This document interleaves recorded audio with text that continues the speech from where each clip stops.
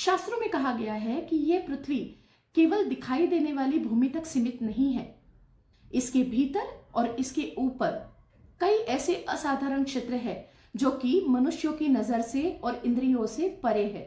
जी हाँ, आप सही सोच रहे हो। आज हम बात करने वाले हैं ऐसे ही एक क्षेत्र जो कि मनुष्यों की इंद्रिय से परे है, जो सिर्फ दिव्य शक्तियों से देखा जा सकता है। वो है शंबाला। शंबाला कोई कल्पना नहीं है, बल्कि एक ऐसी दिव्य भूमि है जिसको आने वाले युग के लिए, धर्म की सुरक्षा के लिए सुरक्षित रखा गया है। तो आज हम बात करने वाले हैं एक ऐसी दिव्य भूमि के बारे में जिसका चर्चा आजकल हम सब लोगों को बहुत सुनने को मिलता है। हम सभी लोग उत्सुक होते हैं कि कल्कि भगवान, जो कि विष्णु भगवान के 10वें अवतार है, वो कहाँ जन्म लेने वाले हैं और वो कैसे होंगे।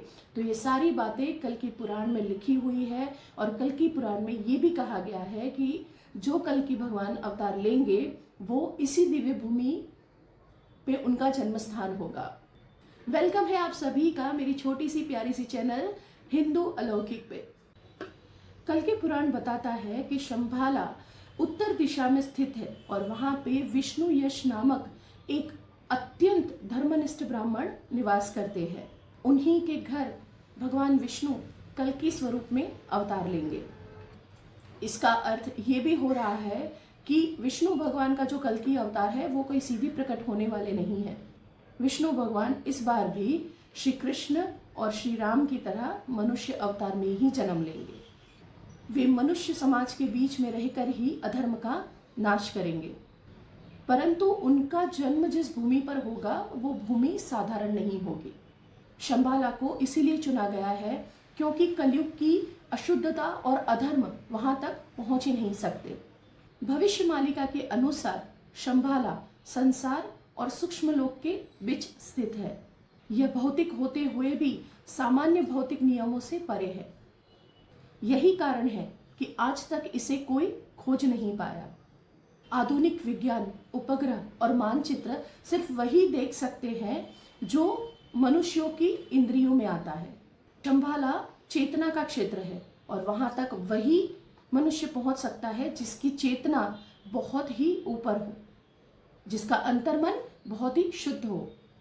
इसीलिए शास्त्र कहते हैं अधर्मी मनुष्य के लिए शंबाला अदृश्य है। पुराणों में शंबाला में रहने वाले लोगों का भी वर्णन मिलता है। वहां रहने वाले लोग सत्यवादी, तपस्वी और धर्मपरायण होते हैं। उनके लिए जीवन का अर्थ केवल धर्म की सुरक्षा और साधना तपश्चर्या है। यही कारण है कि जब पूरी पृथ्वी पर अधर्म का अंधेरा छा रहा होगा तब भी शंबाला एक सुरक्षित द्वीप की तरह धर्म को संजोए रखेगा। भागवत महापुराण के अनुसार जब समाज की व्यवस्था पूरी उलट जाएगी, जैसे कि राजा व्यापारी बन जाएंगे, जब धर्म का नाम केवल दिखावे के लिए लिया जाएगा, तब कल्कि अवतार का समय आएगा। भविष्य मालिका भी यही संकेत देती है कि जब अधर्म धर्म का मखौटा पहनकर मनुष्यों को अधर्म की ओर खींच लेगा, तभी शंबाला में जन्म लेंगे हमारे कल्कि भगवान। कल्कि पुराण में यह भी बताया गया है कि भगवान केवल जन्म लेके तुरंत ही युद्ध नहीं करेंगे। पहले उन्हें ज्ञान के अस्त्र की और शस्त्र की दीक्षा और शिक्षा दोनों दी जाएगी।